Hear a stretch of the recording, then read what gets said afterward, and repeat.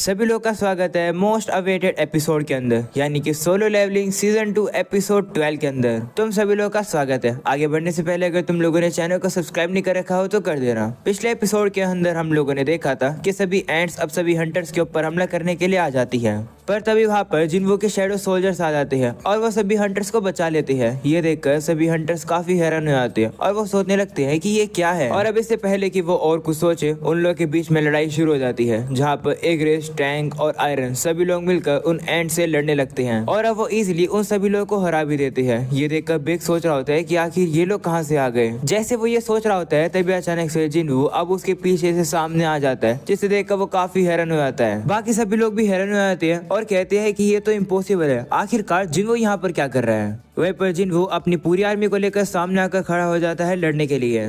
दूसरी तरफ हम लोग को अब शहर का सीन दिखाया जाता है। वहाँ पर हम लोग अब देखते हैं कि ये जो लाइव स्ट्रीम चल रही थी वो अब रुक चुकी है। वो लोग अब सोचने लगते हैं कि आखिर क्या हो रहा है। दूसरी तरफ जिनचोल भी अब गो को बता रहा होता है कि सिचुएशन बिल्कुल भी सही नहीं है, जिस पर गो भी कहते हैं हाँ, हम लोग को हमारे हंटर्स के स्टेटस के बारे में कंफर्म करना होगा, जल्दी से जल्दी इन्फॉर्मेशन इकट्ठा करो। दूसरे सीन में हम लोग को अब ब्रॉडकास्ट रूम दिखाया जाता है। वहाँ उन लोग को फोन पर फोन आ रहे होते हैं कि जल्दी से लाइव स्ट्रीम को शुरू करो। वही अब डायरेक्टर भी परेशान हो जाता है। वो कहता है कि सिग्नल ही नहीं मिल रहे हैं तो हम लोग आखिर फुटेज कहाँ से लाएं। ऐसा बोलने के बाद अब डायरेक्टर सोचने लगता है कि कहीं सभी एस रैंक के हंटर्स मारे तो नहीं गए, इसलिए अब वो उसी कैमरामैन से कहने लगता है कि जल्दी से जवाब दो, आखिर वहाँ पर क्या चल रहा है। वहीं पर वही कैमरामैन जो कि कभी मरता नहीं है पर उसका कैमरा मर चुका है, उसके कैमरे के अंदर सिग्नल ही नहीं आ रहा होता है, इसलिए वो लाइव स्ट्रीम को शुरू नहीं कर पा रहा होता है। वहीं जिन्वो को तो कोई फेम तो नहीं चाहिए होता है, इसलिए वो लड़ाई को शुरू करा देता है बिना पॉपुलर होने की चिंता करे। वो अब आयरन को पावर यूज करने के लिए कह देता है और अब आयरन भी अपनी पावर का यूज करता है और अब वो अब सभी एंट्स को अपनी तरफ अट्रैक्ट कर लेता है। और अब जिसके बाद सभी जैसे एंट्स हमला करने के लिए आ रही होती है, जिन्वो अब इग्रिस को भेज देता है और अब इग्रिस और आयरन दोनों ही मिलकर उन एंट्स के ऊपर हमला करके उन्हें एक हिट में खत्म कर रही होती हैं। वहीं दूसरी तरफ कुछ एंट्स अब हंटर्स के ऊपर हमला करने के लिए आ रही होती है, पर टस्क बैरियर लगाकर सभी को बचा रहा होता है। बेका फिर से काफी हैरान हो जाता है। वो कहता है कि मुझे बिल्कुल भी समझ नहीं आ रहा है आखिरकार ये शैडोज क्या हैं। इसके बाद अब वो जिन्वो से कहता है कि आखिरकार तुम्हें साइलेंट पर पहुंचे कैसे। तो जिन्वो कहता है कि 20 रुपए दोगे तो काम की बात बताऊंगा। मेरा मतलब वो सही कहता है कि मैं तुम्हें बाद में बताऊंगा,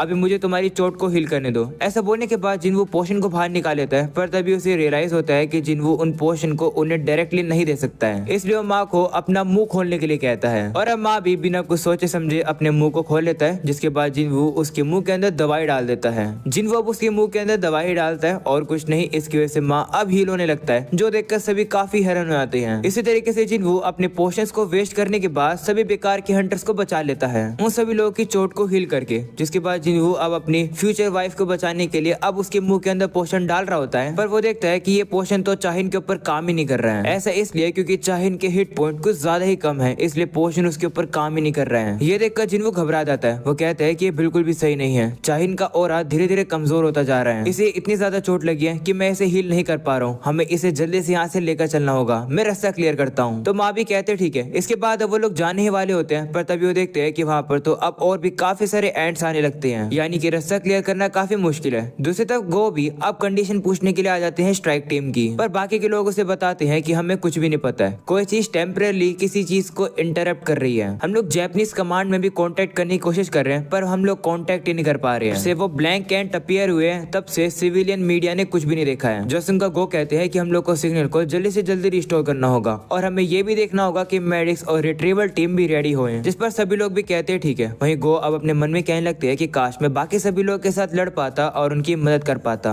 पर कोई बात नहीं, मैं उन लोग की तरफ से दुआ करता हूँ। मैं दुआ करता हूँ कि सभी लोग ठीक हों। दूसरी तरफ हम लोग जिना को देखते हैं, जो कि टीवी को ऑन करने की कोशिश कर रही होती है, पर उनका टीवी खराब हो चुका है, इसलिए टीवी चल ही नहीं रहा है, इसलिए वो लोग अब न्यूज ही नहीं देख पा रहे होते हैं। जो देखकर जिना कहती है कि मैं तो अपने रूम में जाकर अपने फोन में ही न्यूज देख लूंगी। ऐसा बोलकर अब वो वहाँ से चली जाती है। दूसरे सीन में हम लोग अब उसी बंदे को देखते हैं, जो कि रेजी से पूछता है कि आखिर क्या चल रहा है। तो रेजी बताता है कि शायद से गोटो मर चुका है। इसके बाद हम लोग को पास्ट का सीन दिखाया जाता है, जहाँ पर गोटो ने जैसे ही उस एंट को बोला था कि मैं राजा हूँ, उसी समय उस एंट ने उसके ऊपर एक ही हमला करके गोटो की गर्दन उड़ा दी और गोटो का सारी हेकड़ी निकाल दी। ये सुनकर बंदा पूछता है कि बाकी सभी लोग कैसे हैं, जिस पर रेजी कहता है कि अभी भी हम लोग को पूरी तरह से कंफर्म नहीं हुआ है। तो बंदा कहता है कि तो फिर जल्दी करो, हम लोग और लॉसेस को सहन नहीं कर सकते हैं। तो रेजी भी कहते हैं ठीक है। इसके बाद वो फोन को कट कर देता है। वहीं पर अब वो बंदा कहने लगता है कि गोटो मर गया, वो कितना ज्यादा यूजलेस था, आखिरकार वो साइलेंट पर चल क्या रहा है। इसके इसके बाद हमें वापस से आइलैंड का सीन दिखाया जाता है जहाँ पर एक रेस आयरन, टैंक और बाकी सभी लोग मिलकर एंड से लड़ रहे होते हैं और वो रास्ता क्लियर करने की कोशिश कर रही होती है। वहीं जिन्वू अब सोच रहा होता है कि एग्रेस और आयरन तो काफी सही कर रहे हैं, पर जो फुट सोल्जर्स है वो भी थोड़े से डिसएडवांटेज पर हैं। मैं अपनी आर्मी के नंबर्स बढ़ाना तो चाहता हूँ, पर यहाँ पर काफी सारे लोग हैं तो मैं शैडो एक्सट्रैक्शन नहीं कर सकता हूँ। पर तभी जिन्वू सोचता है कि उसे ये करना ही होगा। वो सभी लोगों से कहता है कि चीजें ऐसी कभी नहीं खत्म होंगी,